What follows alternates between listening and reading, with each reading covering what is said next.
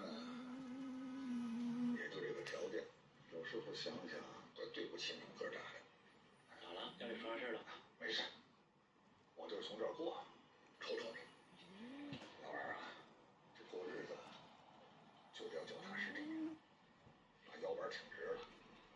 甭管到啥时候，咱们也不肯露直。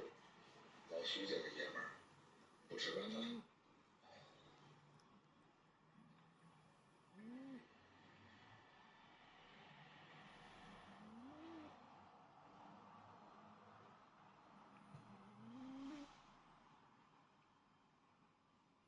你找我爸去了？我爸那么大岁数，找他干嘛呀？我跟丽莎的事，你直接找我聊，你什么意思啊？我什么意思？你还不清楚吗，徐田？我3番5次的给你留脸，你就是不要是吧？我喜欢陈丽莎，我怎么就不要？